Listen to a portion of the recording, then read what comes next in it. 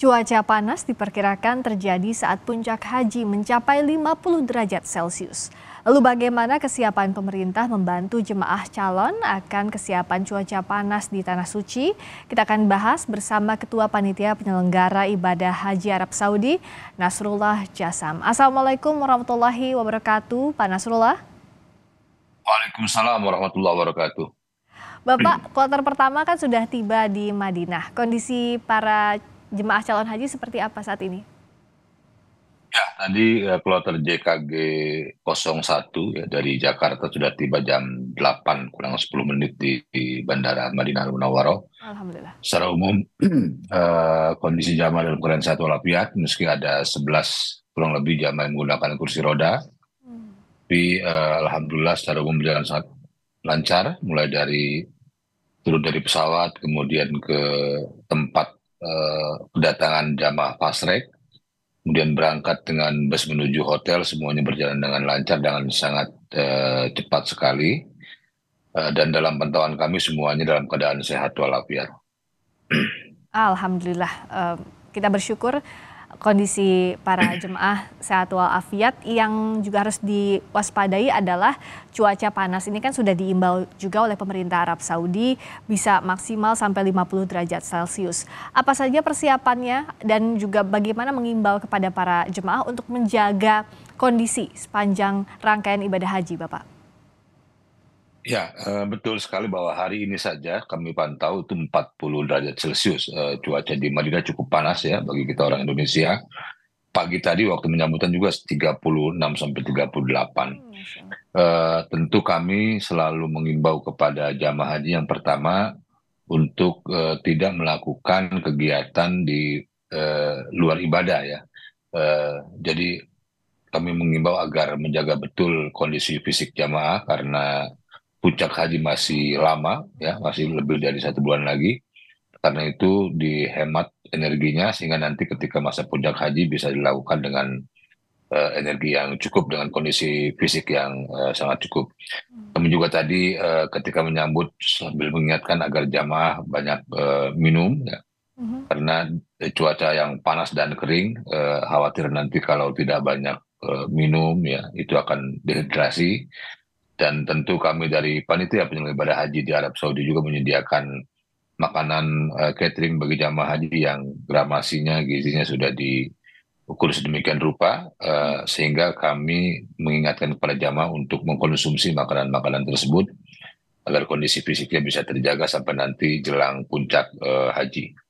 Kalau untuk jemaah lansia, apakah ada treatment khusus? Karena kan kondisinya pun harus lebih dijaga ya, Bapak. Ya, betul. Untuk lansia, tagline haji tahun ini masih ramah lansia. Sebagai bukti keseriusan kami dalam melayani jamaah lansia, di Madinah ada 46 petugas jamaah haji lansia. Itu baru yang dari Jakarta, belum lagi nanti ada tambahan dari tenaga pendukung. Begitu juga yang ada di Mekah, ada 76 ya. Yang dari Jakarta, nanti ditambah lagi dengan tenaga pendukung dari Arab Saudi, dengan jumlah yang tentu lebih banyak ya.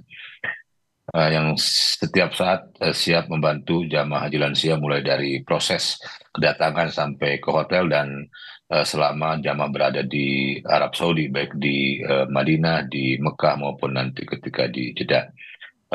Treatment yang kami berikan, layanan di Arab Saudi, baik itu layanan konsumsi, layanan transportasi maupun layanan akomodasi, kami sesuaikan dengan kebutuhan lansia.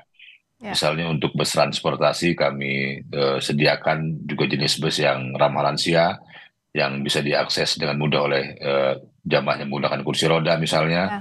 atau bus yang bisa direndahkan sehingga mudah untuk dinaiki oleh jamaah lansia.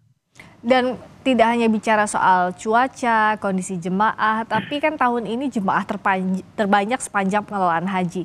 Yang berbeda apa, Pak? Yang dipersiapkan lebih matang lagi dibandingkan musim haji sebelumnya?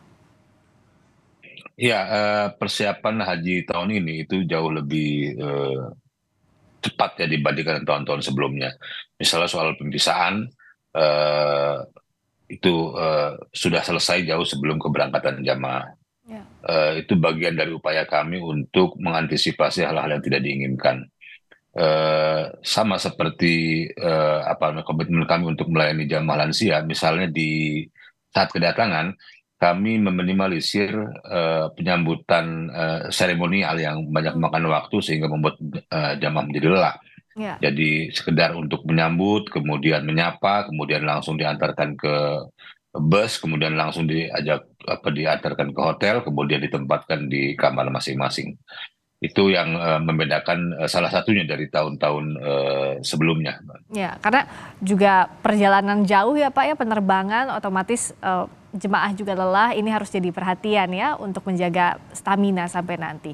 Nah berikutnya kalau dari Betul sekali. sisi petugas atau mutawif yang nanti mendampingi jemaah seperti apa? Apakah jumlahnya otomatis jauh lebih banyak? Jika iya berapa dan bagaimana pembagiannya?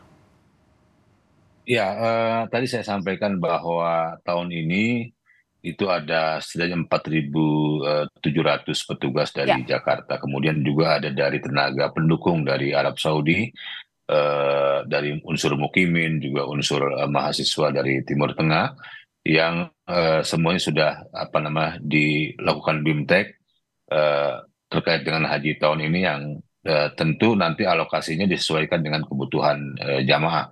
ya, Tadi saya sampaikan bahwa di Madinah saja ada 46 petugas lansia, itu baru ya. dari unsur Jakarta, belum lagi dari unsur Mukimin, begitu juga dan Mekah dan di bandara. Ya, jadi sebagai penegasan memang petugas juga disiapkan jauh lebih banyak dan juga harus lebih sigap ya menangani jumlah jemaah haji yang paling banyak kalau secara penanganan. Nah, tadi Bapak Betul juga sekali. menyinggung soal bagaimana transportasi akomodasi. Saya soal transportasi dulu. Kan yang biasa terjadi kemacetan itu bus dari Arafah ke Musdalifah, apalagi sudah masuk puncak musim haji. Nah, apa solusinya dan apa antisipasinya sejak saat ini?